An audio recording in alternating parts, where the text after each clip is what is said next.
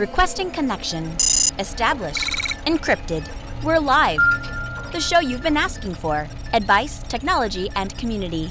Linux first, all others second. This is Ask Noah.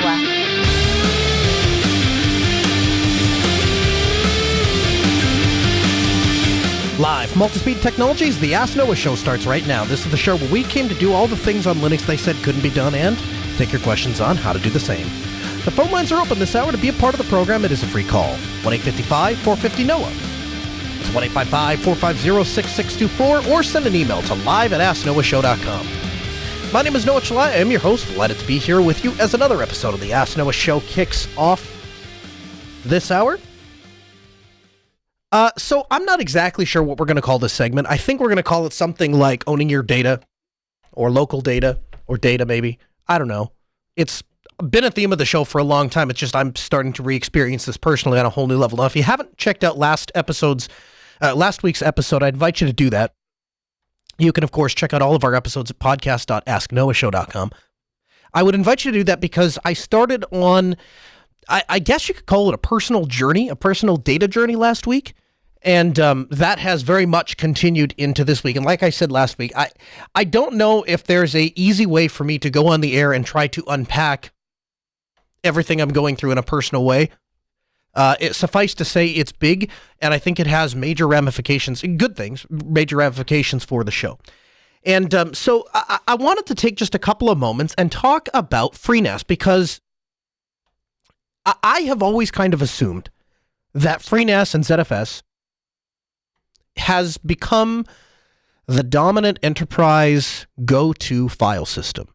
And in my personal experience, that's true. However, I'm finding as I'm on the internet and talking in various forums, and I've become a part of various different Facebook groups and followed some various people on Twitter that talk about data organization, data storage, data structures, things like that, that at the community at large, there is a lot of discrepancy of what the most reputable, most robust, most secure, most reliable, most trustworthy file system out there is.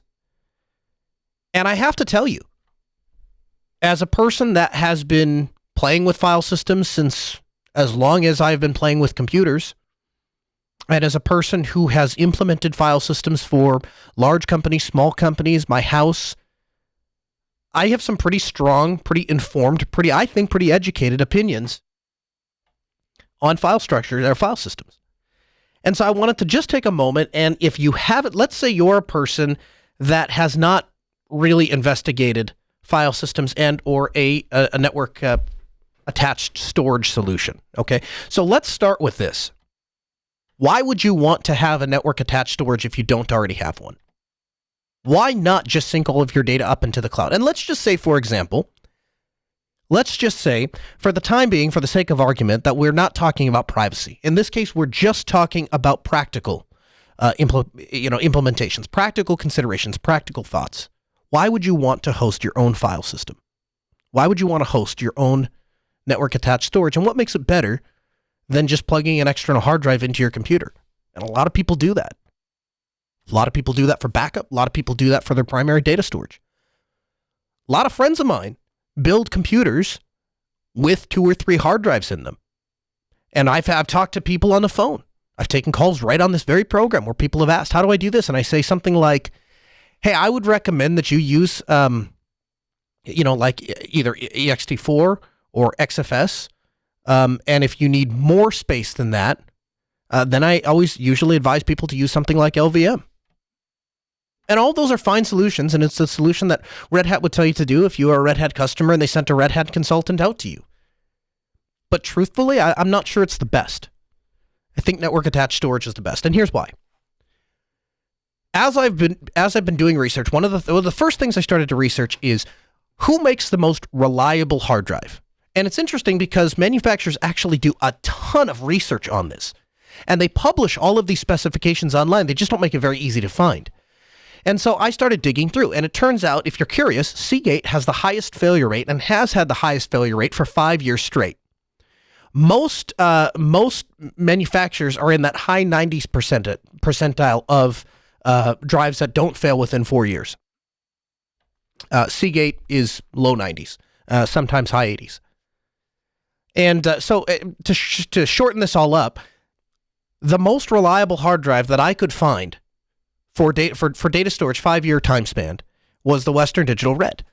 And the Western Digital Red is available in 4 terabytes, 6 terabytes, 8 terabytes, 10 terabytes, and 12 terabytes. So I started doing math calculations and started to look at what the most cost-effective way to store data was. And what I found was the 12 terabyte drive sells for $350, and so that's a cost of $29 per terabyte. The 10 terabyte drive sells for $250, which equates to $25 per terabyte. The 8 terabyte drive is $224, $28 a terabyte. 6 terabyte drive, $150, $25 a terabyte. And the 4 terabyte drive, $100 and $25 a terabyte. So what that means is buy the 4 terabyte, the 6 terabyte, or the 10 terabyte. Stay away from the 8 terabyte and the 12 terabyte. The 12 terabyte being the most expensive dollar per terabyte. Now, 2-Bit in the chat room says that he has a couple of Western Digital Blue drives that he's had for almost 10 years and they still work. I will tell you that in the research that I've done, and I don't have any, I've just been super lucky with hard drives. And I think that's part of my problem. I think it's made me a really bad IT consultant, if I'm being honest with you, because I really haven't put a lot of consideration into drive failures because I've just not experienced it. I remember back in the early 2000s, when I first started doing IT, and I remember I was working at a medical software shop, and I remember everybody at the shop talked about the quote-unquote Hitachi Death Star. The Hitachi Death Star, because there was a drive called the Hitachi Desk Star. And everybody nicknamed it the Hitachi Death Star because it died all the time. Now, everybody around me had laptops that had Hitachi Death Stars in them, and they all died in a year or two. I had mine for 6 years, and I never had a problem with it. In fact, I can tell you, in 15 years of doing IT, I personally have never had a hard drive die. Ever. With the exception to that being, I think I had an external USB drive that after I had moved all my data off of and given to my sister or my mother to store some data, I think at one point that died. And I kind of looked at it and went, it's the first drive I've ever had that died. But I usually get rid of them before they die. And so doing a lot of this research, I have learned a lot, like about the Western Digital Blue. That is their economy line. It's their desktop drive, the drive that they designed to sell, that somebody that doesn't know what they're doing walks into Best Buy and says, I want the cheapest thing here. What do you have? And then they go, well, Seagate has this and SanDisk has this, and who else makes, hard drive, spinning Rust hard drives? But they go through all those things. Western Digital wants to compete in that bottom barrel entry level price point, and so that's their Western Digital Blue. And I've not had any problems with the Western Digital Blue. I have one in my desktop right now that I kind of use for just kind of workspace. You download a bunch of files and you need to organize them. I just need some place to unpack some stuff and kind of mess around. To me, that's what the Western Digital Blue is. And it's worked great, and I've had mine for 4 or 5 years. Now, some of the things I've come across while researching this, in a perfect world, you'll cycle your drives no less than every 5 years. So if you have a drive in service and it hits that 5-year mark, if you want to be fairly certain that you're not going to experience a drive loss, then you swap that drive out. And if you want to be almost 100% sure, there's no such thing as 100% sure, but if you want to be almost 100% sure, there are some businesses out there that are swapping every 2 years, and they're pulling those drives out and putting new ones every 2 years. Now again, up until now, I've not done any of this because I've never had a drive fail. And the other part of it is, I had the beginnings of a drive failure in that a drive fell offline, but I didn't trust it anymore, and so I went and replaced it. I'm now using that drive as a backup. And oddly enough, it seems to work just fine. But ZFS continues to save me. As the drive fell offline, ZFS didn't even care. In fact, I didn't even know that it fell offline. It wasn't like I experienced a performance degradation. I went I logged into the FreeNAS box to make a configuration change, and I saw that I had an alert, clicked on the alert, and it said, one of your drives has been offline for a month and a half. I went, oh, geez, I should probably do something about that. I kind of need those drives. So as far as calculating drive space, if you want the best drives out there, my recommendation based on my research is Western Digital Reds. And of the Western Digital Reds, I suggest you stay away from the 8 terabyte and the 12 terabyte unless the 8 terabyte, I don't even know why they offer it, because it's $1 less than per terabyte than the 12 terabyte. It's $3 more than every other drive they offer. And so I really don't understand what the purpose of that particular lineup is. So it's probably the worst one out of all of them. The 12 terabyte, yes, it's $4 more per terabyte than every other drive there. However, if you're absolutely crunched for space and need every spare space that you can get on a drive, the Western Digital Red 12 terabyte might be the way to go at $350. So I am refitting my NAS with 10 terabyte Reds. And so it's going to cost me about $1,000. And I'm doing a 4-drive array. And that's a really dumb array for ZFS 1, which I'll get to in a minute. But that's what I'm doing. And so the nice thing about ZFS and the nice thing about FreeNAS is, even with LVM, my beloved Red Hat LVM, something I'm very, very, very comfortable with. Anytime I have a client and they say, we want to do XYZ, I always say, well, is it on LVM? Because if the answer to that question is yes, I really don't care what your existing storage solution is. I know I can whip it into shape, because LVM is flexible enough and it's easy enough to work with that once the storage pool is created, it's a matter of just rejiggering drives. Like it's a very simple thing to do. So I'm very comfortable with LVM. But ZFS removes all of the technical complexities, right? Because even LVM, if you've never done it before, if you've never administrated the thing before, it can take a little bit of work. It can take a little bit of time to learn the system, to learn the commands. There was a GUI utility, but I don't think they're maintaining it anymore. If they are maintaining it, it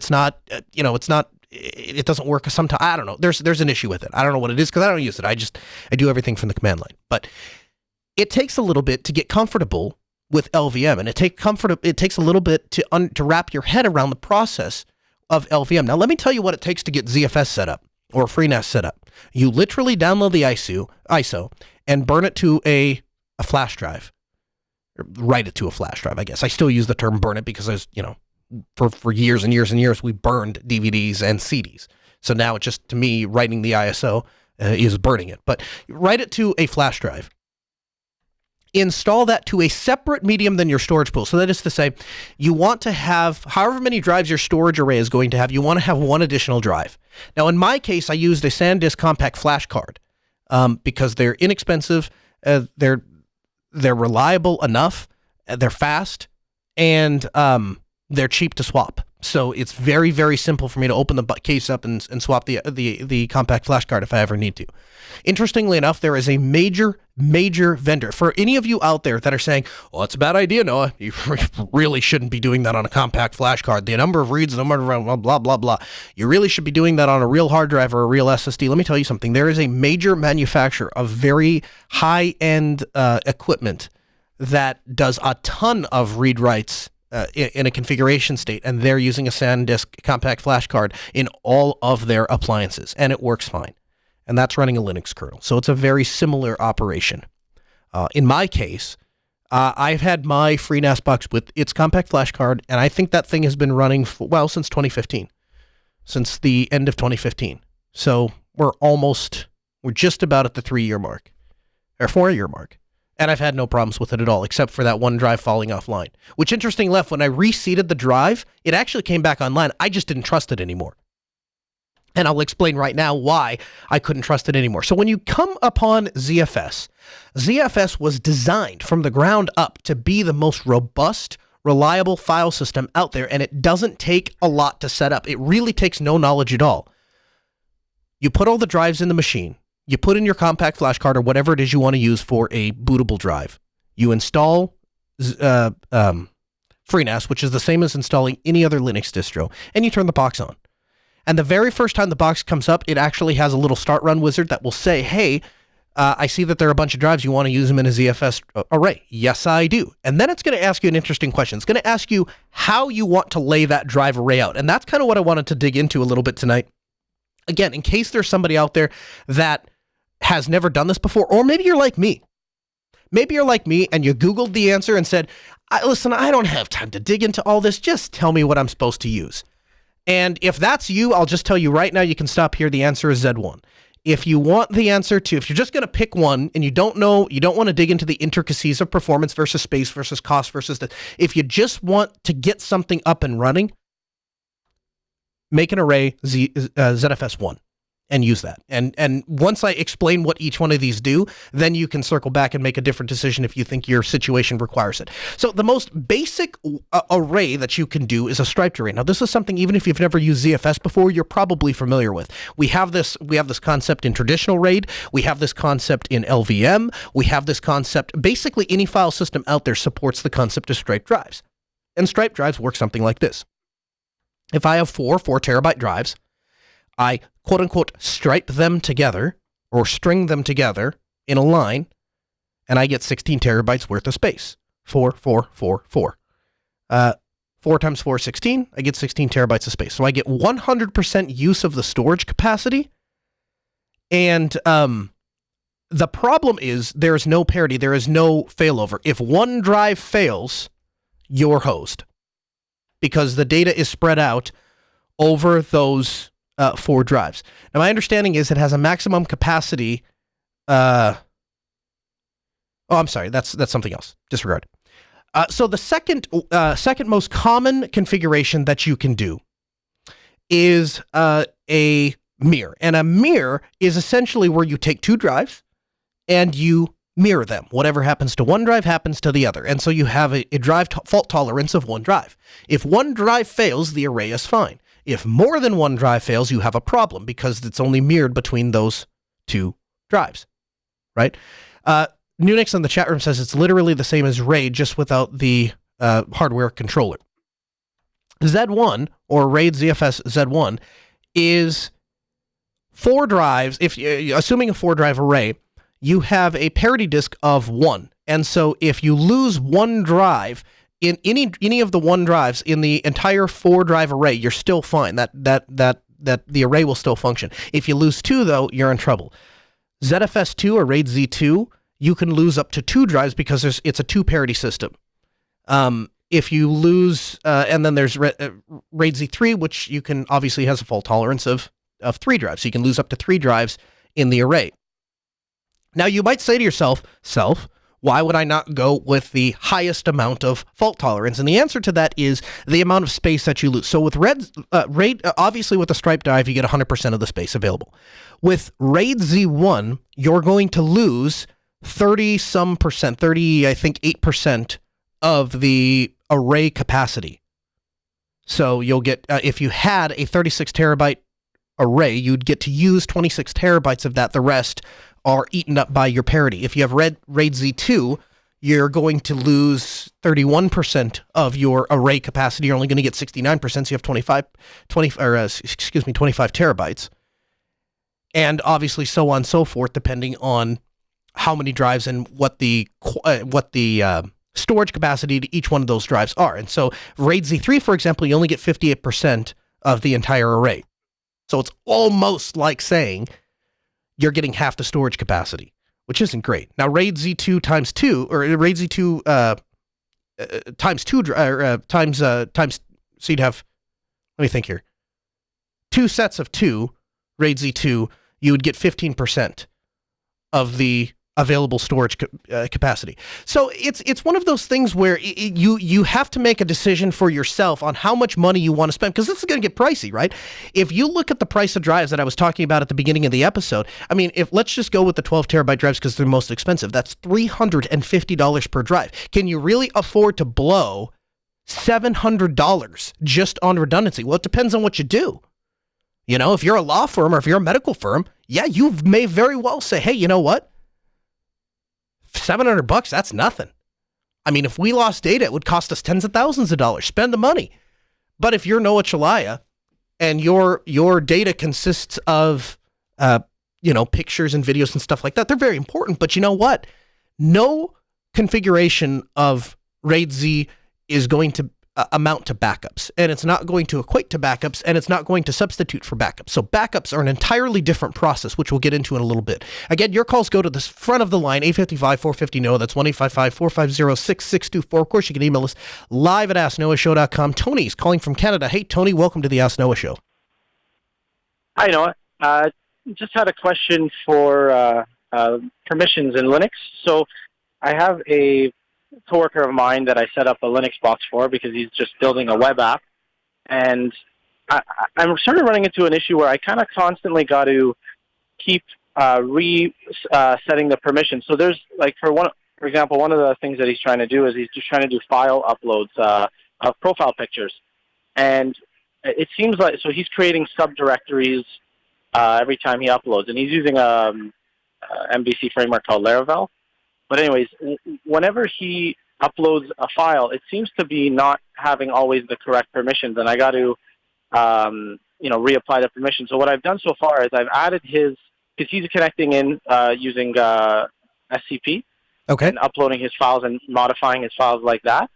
And it seems like, so I added his account that he's using to the because we're using Apache, www-data group, and I've modified all the files and directories to have that group and have the correct permissions. But I do find that I'm constantly having to change them back. So is there any way that I know that when he creates a file or modifies a file that it'll keep the permissions as they are and not do anything? Yeah, so typically that's where the mode setting comes in, and what it allows you to do is basically tell the file system, hey, when new things are created in this, and actually chat room is saying the same thing. New makes us sounds like a bad UMask.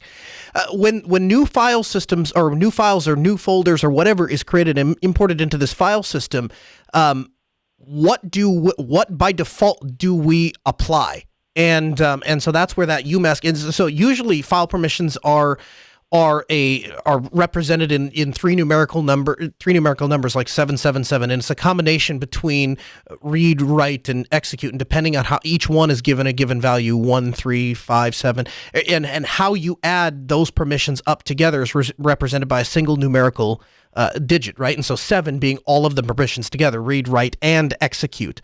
And so putting a UMask on the front, if I said, did I say mode change? If putting a UMask on the front of that that's what's going to tell it, no matter who is logging, as long as they're authenticated into the directory and as long as they have permissions to write files to the file system, here is the same file permissions you're going to automatically enforce on this particular file system. Okay. Now, if I may, I guess 2 follow-ups to that. Would that apply to directories or subdirectories? So if I were to set that bit you were saying, would that also apply to subdirectories? Yes.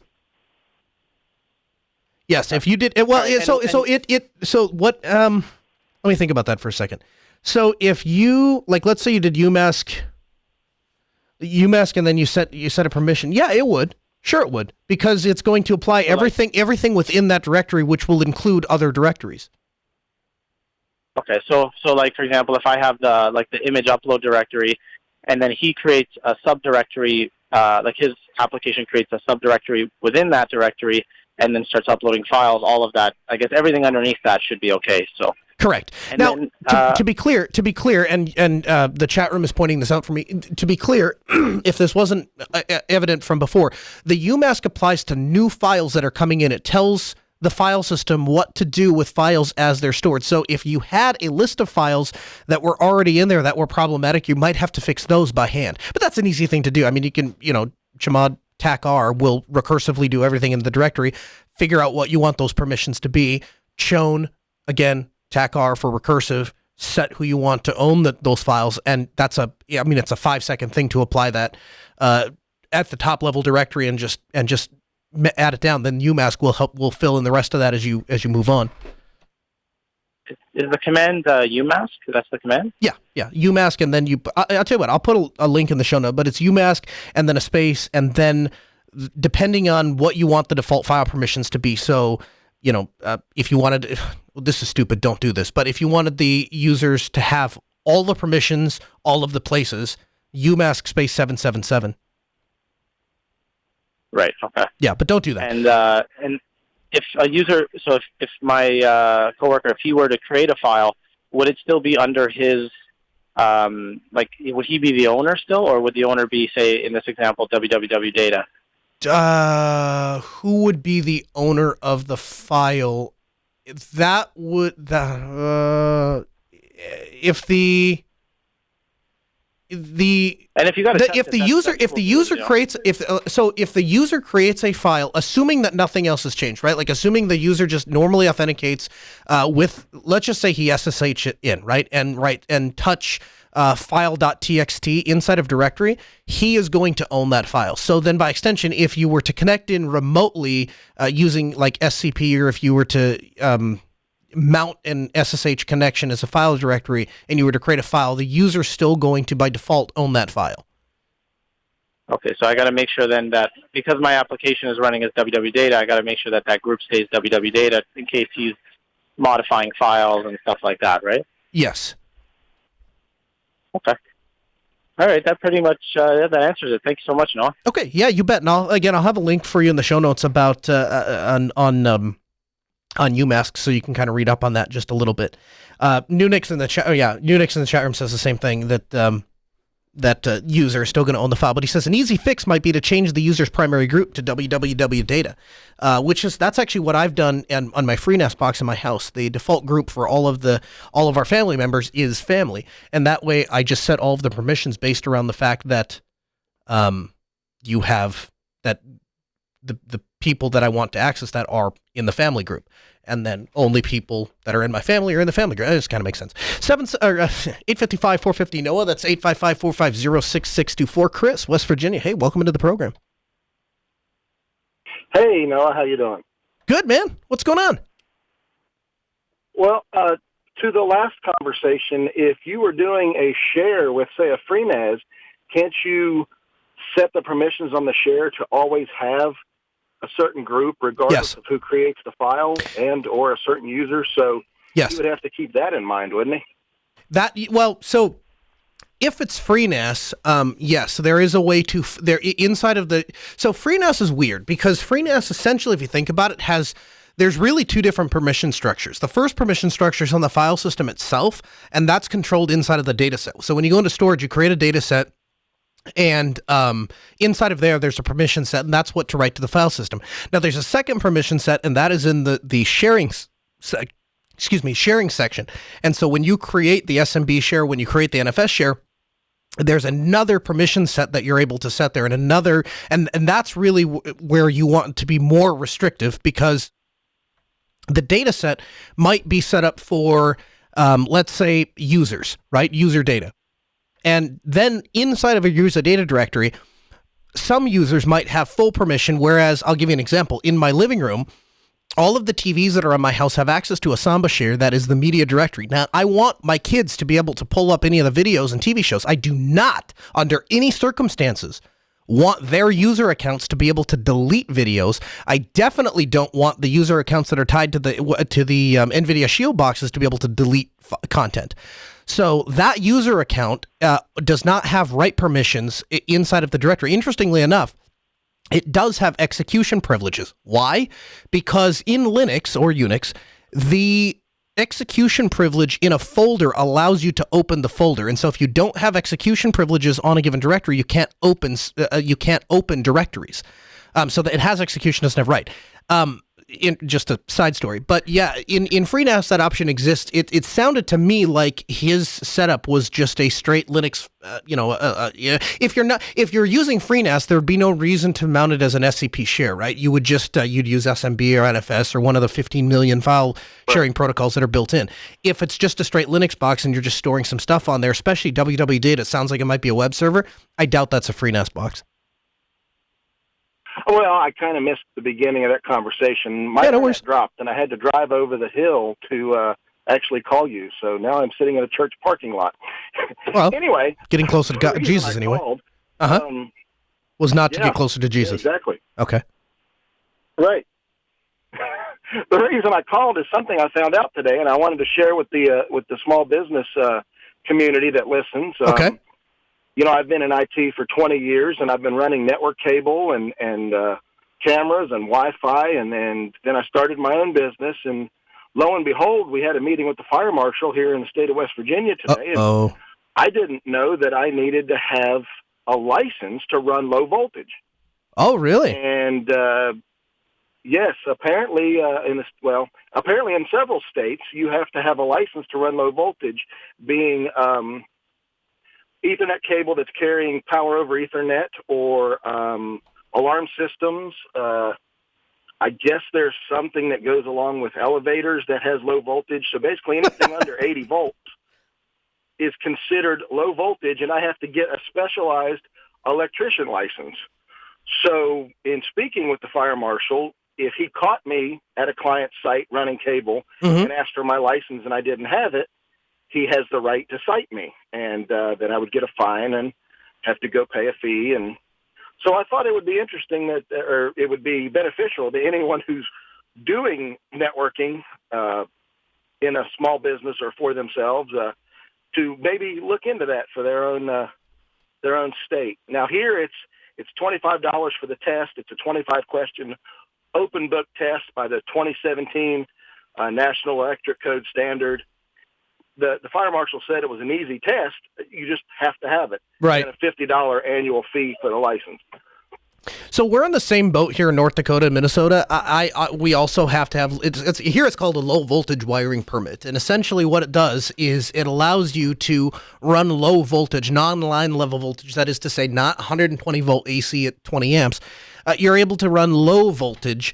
And that's what, like you described, it's they use it for security systems, but in the network trade, Cat 5 is low voltage, right? I just got done doing a job in Minnesota where we ran a ton of low voltage wire. And here again, it's an easy test. I think there's a course. I don't know if the course is actually required or if it's just something that it's an easy way to go through the class. But that's what we did. And, it's like an 8-hour class. You sit through it and they basically tell you, now, when you're running low voltage wire, it's not advisable to touch the wires to live AC voltage because that can kill people, stuff like that. It's kind of dumb stuff. Don't run through water pipes. Don't run through air vents. Right. I was told I didn't have to take a class. I just had to go to any electrician store or a Granger, and you buy a 2017 NEC book. And there's a small section for the low voltage. Study that section, take the book with you to the test, pay $25 for the test. You got 4 hours to take a 25-question test, open book, and then they give you a license and you pay for that. Yeah, I don't know that the class is even required here. It was one of those things where it was like my motorcycle test, right? The way that the motorcycle licensing works in North Dakota, you have the choice. You can either go take the test on your own, or you can go pay for a class that they do at the weekend, and you walk out with a certificate for your license. Right. So I don't remember. It's so long ago. I don't think the class was required. I just think it was an easier way to get the permit. But yeah, if you're getting into small, here's a stupid thing, and I'll use this as a launching point to talk to vent about something else. This is the kind of stuff that keeps people out of small business, right? Because when you went into small business, you looked at something and went, I can run network cable in my house. I would love to do this for other people, and I do a better job than most people because I actually care. And so you go out and you do good work and you spend a lot of time and you put some sweat equity into it and you're proud of your work and you take some pictures and you please the client and you charge them a reasonable rate, all of those things. And then you get hit with some, for lack of a better word, crappy regulation where they start finding you. And what's funny? What's frustrating to any of us that have worked in this industry for any amount of time is you start to see the picture being drawn on the wall, right? The electrical code in 2017 or 2018 changed to require GFI circuit breakers inside of the electrical panel. And if you don't know what a GFI circuit breaker is, it's the kind of breaker that every time you turn on the vacuum cleaner, the breaker trips. And you don't really understand why, and so you go back down here. Now, the other problem, in addition to the fact that they trip way more often falsely, is the fact that they cost about 6 times more than a regular breaker does. And those are now required in every electrical panel in the United States. And it's super frustrating because the only person benefiting from that is the company who makes the breakers, right? Nobody has had a problem with their house burning down because the breaker didn't trip. That's not a thing that happens. And the times that does happen where a house burns down because a breaker didn't trip, either the breaker was defective or a GFI breaker wouldn't have tripped anyway. And so I don't know. It's kind of frustrating because it does oftentimes appear, even if nobody can prove it, that a lot of these organizations and a lot of these regulations are put into place by people who want to keep the small guy out. And I guess that can be kind of frustrating when you're the small guy trying to get your business off the ground. Well, never having. I've been running network cable for 20 years. for the school system I Sure. work. And come to find out that there only has to be one licensed electrician in the entire company, Mm-hmm. and anyone else that he deems is competent enough to wire up an outlet is allowed to wire up an outlet. I don't Really? have to be an electrician. That's what the fire marshal told me. I don't have to be an electrician as long as our county electrician, master electrician, says I am competent enough to do it. I can go do it, which is why I've not needed a license for low voltage for the last 20 years. Interesting. And So that is different. That is different than North Dakota. North Dakota, at least for small. So, okay. So for electrical code, if you want to run line level voltage, you have to either be an electrician or you have to be as part of a journeyman program. So you have to be, I don't know what you call it, electrician in training, I guess.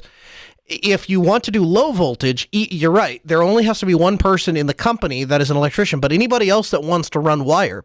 In North Dakota, anyway, my understanding is that if each one of those people has to have a low voltage wiring permit. And I could be wrong on that. I'm not an expert. I am not an expert on electrical wiring, so by no means take my word for this stuff. I'd pay other people to handle it, but that's my understanding.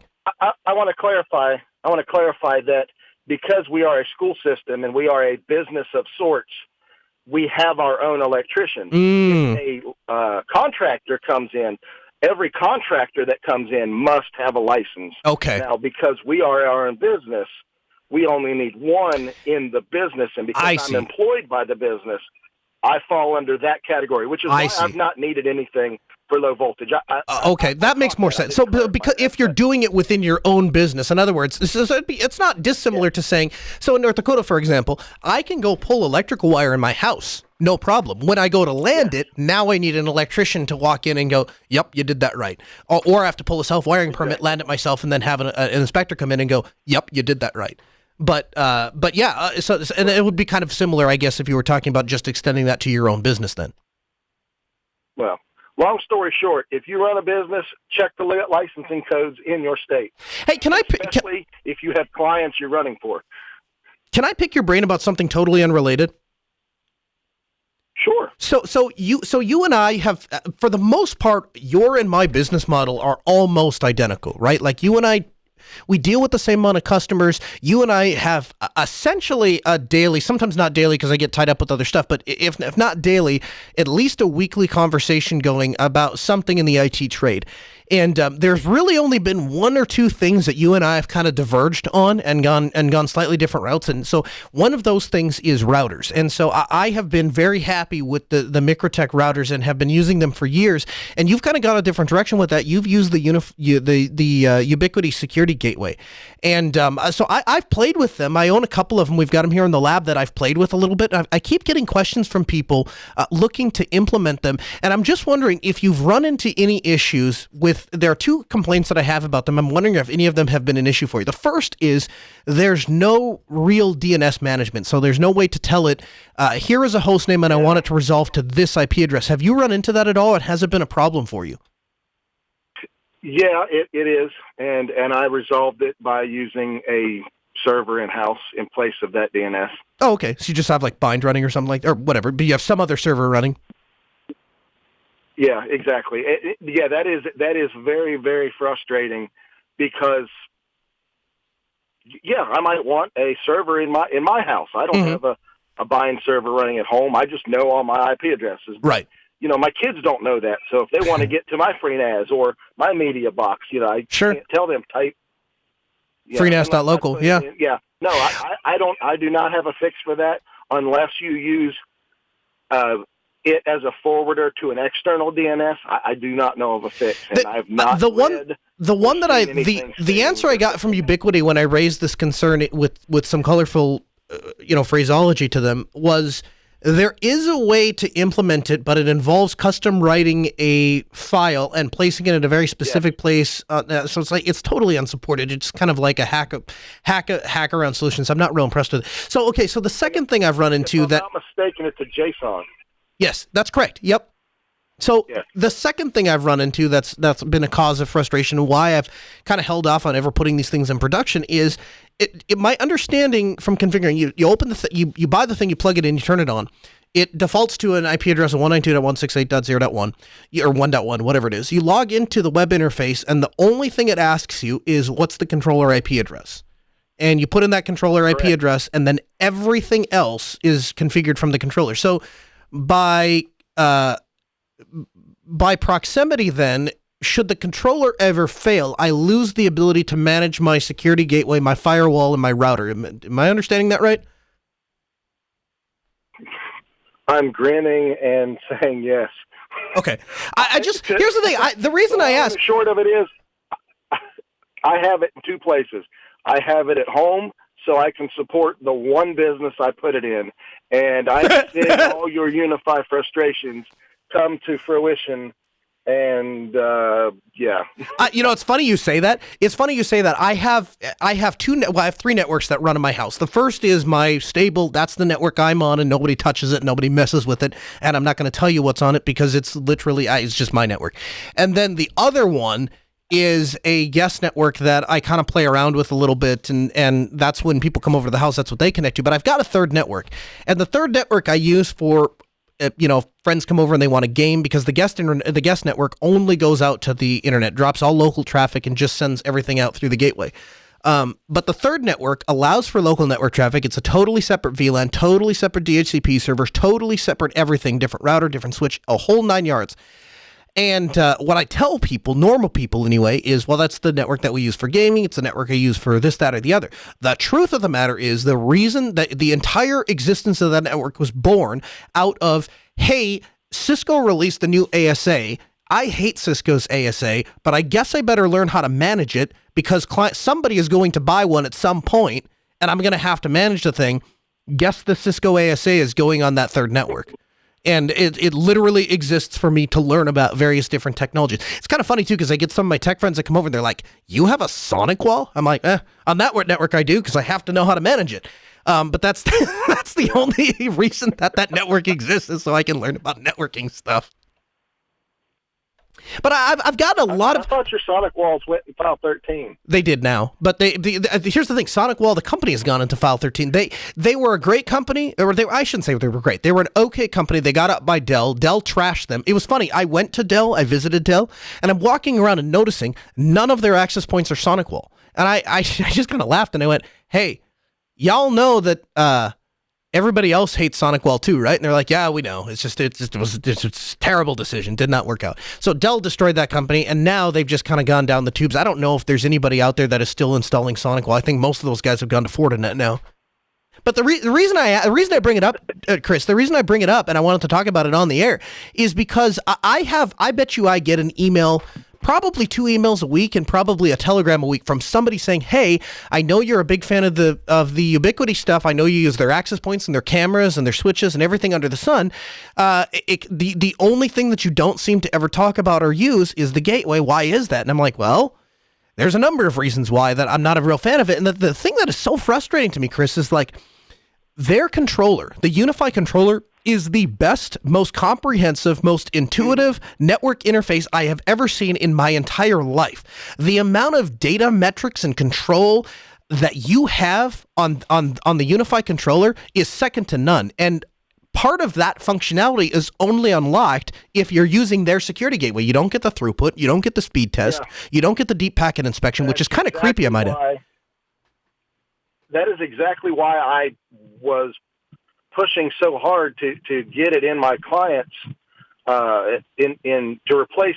Honestly, I replaced a Microtech with it, but I wanted the metrics. They were curious because they are a museum and they do have people, and they wanted to know how much Wi-Fi traffic was going on, and I couldn't do it any other way because I'd gone with Unify. And right.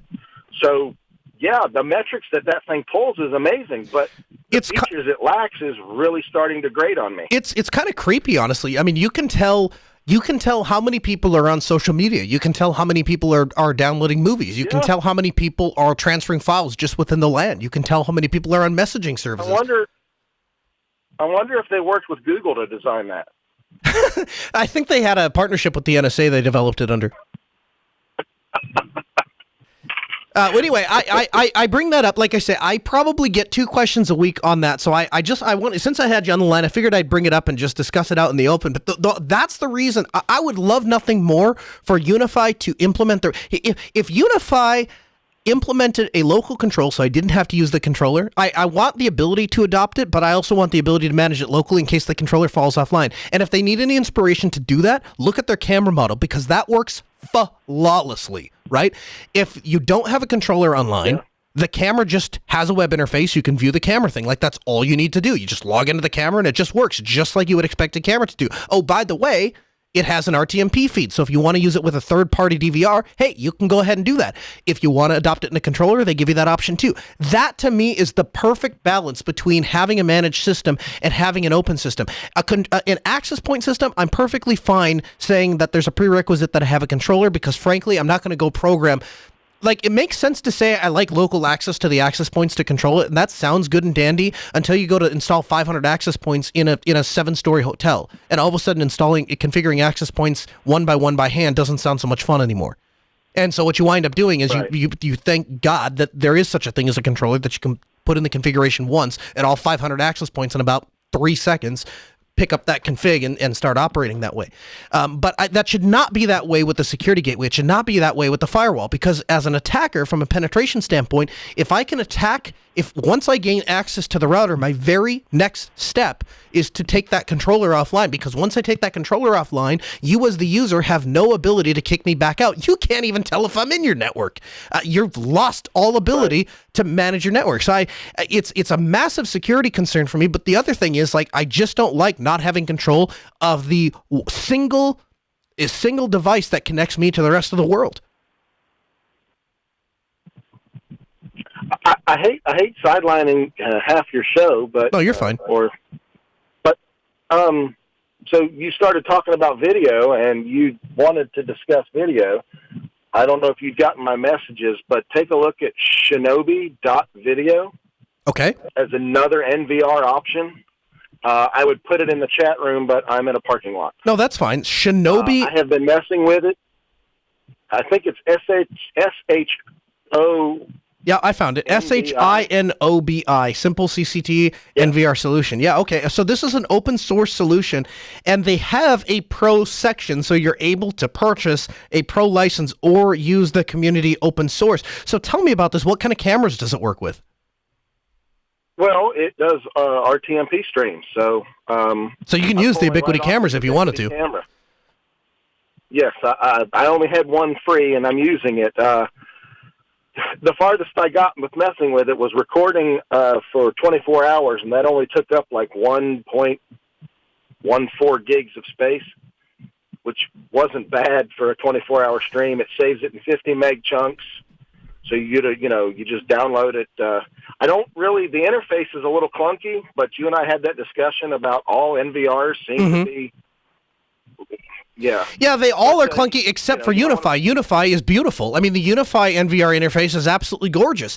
It is the most flawless user interface ever. And what's interesting was, and Chris and I were having this discussion offline, I took a $10,000 security camera system that was purchased by a client, and we compared it. I compared it, I guess, but to Unify, a $500 Unify NVR, which you don't even have to buy. You can just spin the controller. It's Debian. You can spin the controller. If you add the PPA into Debian, you install the software, and it'll run on there just fine too. But I was comparing that $10,000 custom solution or proprietary solution to the Unify system.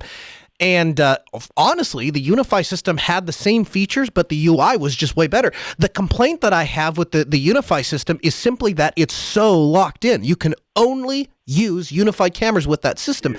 And their camera lineup is lacking, for lack of a better way. I mean, there's no PTZ, so you can't do pan, tilt, zoom. They don't really have a big lens selection. They have a couple little add-ons that you can use to get some extra magnification or some extra night vision, but really you don't really have any camera selection. And then last but not least is, frankly, they make the same camera 3 different ways. Like the G3 Dome and the G3 Bullet Cam are basically the same camera in a different housing, so it really doesn't get you anything. Right. Anyway, that's a great discussion. I appreciate it, Chris. All right. Well, thank you. Yeah, I appreciate your time. Again, 855-450-NOAH. That's 1-855-450-6624. The email, live@asknoahshow.com. We'd love you to join the show and add your voice to the conversation. So, wow, that really did take up more time than we thought. That's okay, though. That's what we want. You too can add your voice to the conversation. And, one thing that we are looking to do, we haven't exactly figured out how to structure this, but one of the things that we're looking to do is kind of restructure the show from just ask questions to add your voice to the conversation. Add your voice to the conversation and the discussion. And so if you're a person that likes to participate in the show, we'd love to collect a group of you that are interested in participating and add different voices. Because again, I'm just not that smart. Like, there's plenty of people that can add their experiences and their thoughts. 1910 is shipping in October, and guess what it includes? That's right, ZFS installation option into 1910. And so this is huge to me. By the way, Tide in the chat room says they're adding text to the conversation. I love it. You can add text to the conversation by joining the Ask Noah Show chat room, Ask Noah Show in Freenode. So ZFS predates the ButterFS file system by several years, and ButterFS is just a colossal disaster, if you ask me. They, at one point 2 years ago or 3 years ago, admitted that it was no longer a stable file system, and it's got all these little quirks. If you want to use it, technically you still can, but you have to store your data in less than a certain percentage of the available space. I mean, it's a pain. Don't do that. Don't do that to yourself unless you have a really good reason. But it is more reliable. It is more performant than ButterFS. ZFS is more reliable, more performant than ButterFS. The downside to using ZFS is licensing. The ZFS file system is tangled up in all sorts of licensing issues. But to be honest with you, my answer to that is Linux itself. The Linux kernel itself has been tied up in licensing issues in the past, and we've not let that stop us before. We just continue to move on. Quote, "We spent time looking at the licensing issue, which applies to the Linux kernel and to ZFS, and concluded that we're acting within the rights granted and in compliance with the terms of license, with both license," they say.